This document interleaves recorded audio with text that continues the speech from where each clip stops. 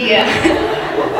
So when I went to grad night as a freshman 3 years ago, I was promptly killed in a game of assassins, and I cannot believe time went by so quickly and it's now our grad night. If I'd been given my own way, I wouldn't be here right now. As a senior in high school, I made a 10-year plan, and that plan did not include Penn. So I grew up in a really loving Christian household. And I was God's little princess, and I loved it. Like, I asked him for everything. If there's no chocolate pudding, I'd be like, God, where's my chocolate pudding? Give it to me. So we were really close.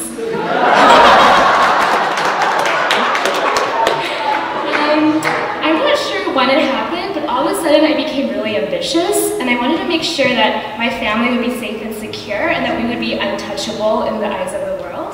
And so I realized to do that, I needed to be the best. And the first step was college. So I made a dream school for myself, and I started idolizing it. When I was really tired or couldn't focus in high school, I would print out pictures of that school and look at it and regain the drive I needed. I mean, God was there, but only if he was willing to help me. I had my plan, and I did not think I needed his. So when we applied to colleges and I was waiting to hear back, my mom told me she had a dream. She's like, I think God wants you to go to Penn. And I was horrified because that was not in my plan.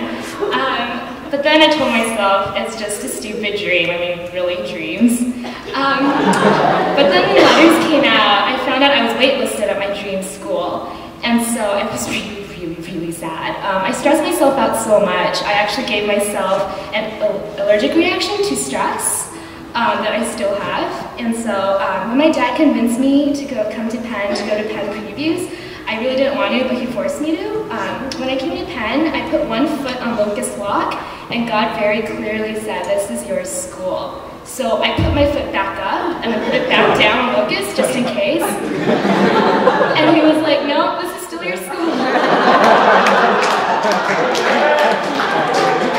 So I was like, looked up at the sky, and I was like, no, you're wrong. This cannot be my school. This is not in my plan. And just because God told me to go to Penn, I decided to go to any school but Penn. I filled out my acceptance slip to another school, and I had to run back to the post office and dig through the mail to find it. And so I eventually came to Penn. My first day at Penn, I had one goal: to transfer. I didn't think I needed to really try to find friends or whatever, because I was going to leave soon anyway. And I honestly only went to church because of obligation. I chose GCC for 2 reasons. It was on campus, and it had the latest start time of all services. But I learned that my dream school got rid of its transfer program, and I realized I was stuck at Penn for a little longer. So I went to God, and I was like, God, I'm here. Do something. Before I graduate, please let me know why you forced me to come to Penn against my will. And I think he really did. The best thing that ever happened to me was to get my plan destroyed. God dragged me here kicking and screaming, but I found a genuine fellowship for the first time ever, and I got to know God in a more mature way that I don't think I would have been able to at any other place in the world.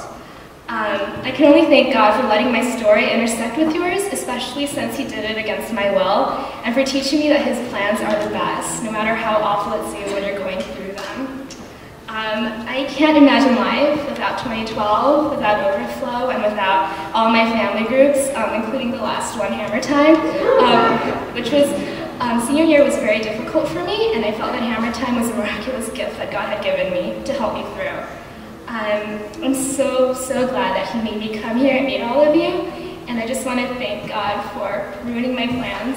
Thank you.